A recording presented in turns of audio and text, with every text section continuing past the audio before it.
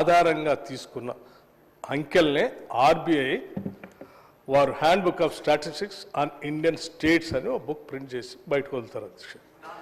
దీంట్లో చూపించిందంతా పాడమే చెప్తాను నేను, అది కూడా దీంట్లో చూపించిందంతా రాజేశ్వరరెడ్డి గారు మీరు రాసి ఇచ్చినటువంటి బడ్జెట్. సో ఇది హరీష్ రావు గారి కంటే ముందు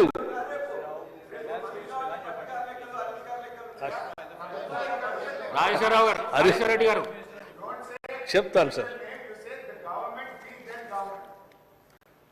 ఏమంటే హరీష్ రావు గారి కంటే ముందు ఆర్థిక శాఖ మంత్రిగా వారు పనిచేసిన దానికంటే ముందు ఇంకా కొద్దిమంది కూడా ఈ రాష్ట్ర విభజన జరిగిన తర్వాత అధ్యక్ష ఆర్థిక శాఖ మంత్రులుగా పనిచేశారు.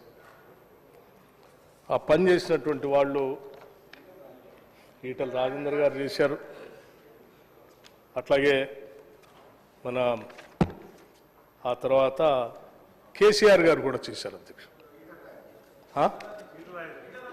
ఈటల రాజేందర్ గారు చేశారు కదా అధ్యక్ష, ఈటల రాజేందర్ గారు చేశారు, ఆ తర్వాత కె చంద్రశేఖరరావు గారు కూడా చేశారు. సరే, నేను ఆర్థిక శాఖ మార్చులుగా ఎవరెవరు చేశారని చెప్తున్న సభ సమాచారం ఇస్తున్నా, వాళ్ళు తెలియని వాళ్ళు ఉంటే వాళ్ళు తెలుసుకుంటారు కదా. అట్లాగే హరీష్ రావు గారు చేశారు అధ్యక్ష. హరీష్ రావు గారి తర్వాత ఇప్పుడు నేను ఆర్థిక శాఖ మంత్రిగా కొన్ని పుస్తకాలు ఈ సభలో పెట్టాము అధ్యక్ష. ఈ సమాచారం సరే, హరీష్ రావు గారు ఇచ్చినటువంటి సంఖ్యకి ఇప్పుడున్నటువంటి సమస్య అంతా కూడా మేము చూపించిన లెక్క తప్పు, నేను చూపించిన లెక్కే కరెక్ట్ అని వారు చెప్తా ఉన్నారు. దాని బేస్ ఏంటంటే ఆర్బీఐ రిపోర్ట్ అని చెప్తా ఉన్నారు. ఆర్బీఐ రిపోర్ట్ కూడా నేను చదివి వినిపించాను అధ్యక్ష. ఈ చదివి వినిపించిన దాంట్లో హరీష్ రావు గారు ప్రజెంట్ చేసినటువంటి బడ్జెట్లో కేవలం గ్యారంటీస్ 38,806.7 కోట్ల రూపాయలు మాత్రమే ఉంది. వారికంటే ముందు ప్రవేశపెట్టిన కె చంద్రశేఖరరావు గారు ప్రవేశపెట్టినటువంటి బడ్జెట్లో యాక్చువల్స్ వచ్చి 1,35,282 కోట్ల రూపాయలు చూపిస్తుంది అధ్యక్ష. అంటే ఒక సంవత్సర కాలంలో కేసీఆర్ గారి తర్వాత హరీష్ రావు గారు వచ్చారు అధ్యక్ష. హరీష్ రావు గారు రాగానే ఈ సంవత్సర కాలంలో 1,00,000 కోట్ల రూపాయలు వారు తీర్చేశారు వారి లెక్కల ప్రకారం. అందుకోసం 1,00,000 మైనస్ అయిపోయి 38,000 కోట్లు మాత్రమే పుస్తకాల్లో చూపిస్తా ఉన్నాను. సరే, నేను కూడా నిజమే అనుకుని నమ్మాను అధ్యక్ష. హరీష్ రావు గారు 1,00,000 కోట్ల రూపాయలు ఏమైనా తీర్చేశారేమో అని చూస్తే లెక్కలు చూస్తే మరి ఏ బ్యాంకుని అడిగినా ఏ కార్పొరేషన్ అడిగినా ఆహా డబ్బులు అట్లాగే ఉన్నాయి, అప్పులు అట్లాగే ఉన్నాయి. మరి అట్లాగే ఉంటే హరీష్ రావు గారి పుస్తకంలో ఇట్టట చూపించారని నాకు అనుమానం కలిగింది అధ్యక్ష. అసలు ఇట్టట చూపిస్తారని ఆర్థిక శాఖ మంత్రిగా వారు ఒక చిన్న వ్యవహారం చేశారు అధ్యక్ష. ఇందులో ఏంటంటే వారు చూపించినటువంటి పుస్తకంలోనే ఉదాహరణ చూడండి, ఇది బుక్ హరీష్ రావు గారు ఇచ్చిన బుక్ అధ్యక్ష, బడ్జెట్ సంబంధించి. దీంట్లో కాలం నెంబర్ 9 అదే ఒక చిన్న outstanding at the end of the ఇయర్లో వారు tentative risk weighted outstanding guarantee amount అనే ఒక కొత్త దాన్ని ప్రవేశపెట్టారు అధ్యక్ష. ఏంటంటే గ్యారంటీస్ ద్వారా తీసుకున్నటువంటి అప్పుల్లో అసలు మొత్తాన్ని చూపించకుండా అందులో కొద్దిగా రిస్క్ ఉంది, ఆ కొద్దిగా రాష్ట్ర ప్రభుత్వం మీద పడుతుంది, కానీ మిగతాది మనకేం భారం పడదని ఆ లెక్క తగ్గించి చూపించడం కోసం దీంట్లో ప్రింట్ చేశారు.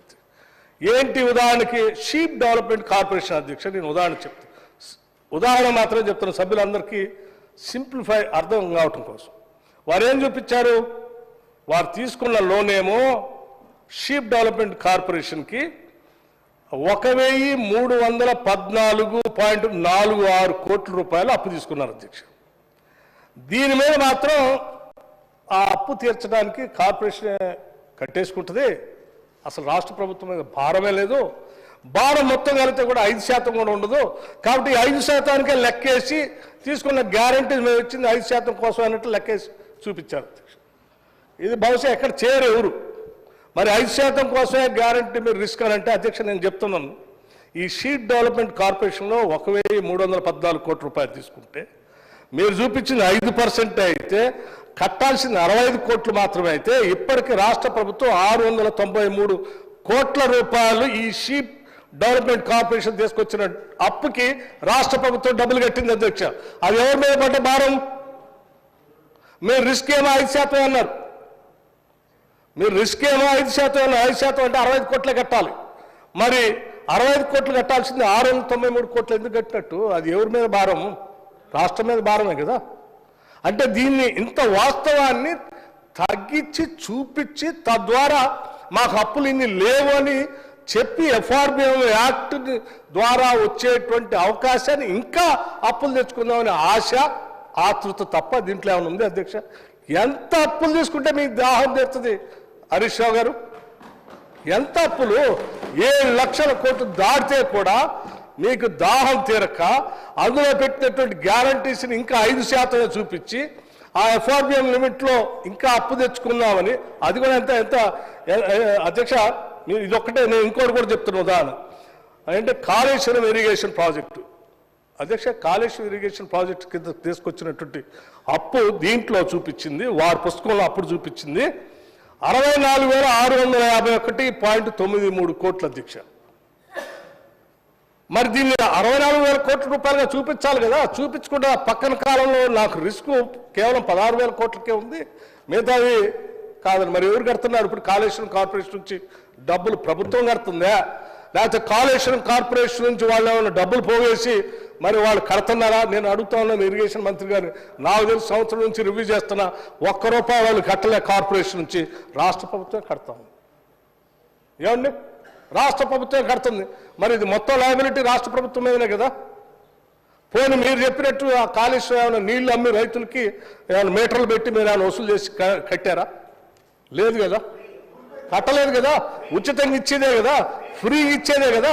ఫ్రీగా ఇచ్చినటువంటి నీళ్ళకి మరి ఆదాయం మీరు యాడ్ చేసుకొస్తారని నాకు రిస్క్ లేదు, అది కార్పొరేషన్ కట్టుకుంటే గవర్నమెంట్ కట్ట అవసరం లేదని మీరు తగ్గించి చూపించేసి దాన్ని 1,29,000 కోట్లు ఉన్నదాన్ని 1,29,243 కోట్లు ఉన్నదాన్ని కేవలం 38,000 కోట్లు చూపించి ఈ పుస్తకంలో బడ్జెట్లో పెట్టి ఈ రకంగా తప్పుడు సమాచారం ఇచ్చి ఆనాడు బడ్జెట్లో ఈ రాష్ట్రం ప్రజల్ని ఈ సభని తప్పుదో పట్టించడమే కాకుండా ఈ సభతో పాటు మీరు ఈ సంఖ్య ఇస్తే అది ఆర్బీఐ వాళ్ళ దగ్గర పోయి ఆర్బీఐ వాళ్ళు అదే ప్రింట్ చేసి వస్తే మళ్ళీ దాన్ని తీసుకొని వచ్చి రెండోసారి మళ్ళీ సభని రాష్ట్ర ప్రజల్ని తప్పుదో పట్టించడానికి మీరు చేసే ప్రయత్నం ఈ లెక్కలు సమున్నతంగా సభ ద్వారా బయటకు తెలిస్తే మీరు ఎంత ఈ సభను తప్పుదో పట్టిస్తున్నారో, అసలు ప్రివిలేజ్ మోషన్ ఎవరికి ఇవ్వాలో, సభా హక్కుల ఉల్లంఘన ఎవరికి ఇవ్వాలో ఈ రాష్ట్ర ప్రజలు సభ కూడా నిర్ణయించాలని నేను అంతా ఆయన తర్వాత కోరుతాను అధ్యక్ష.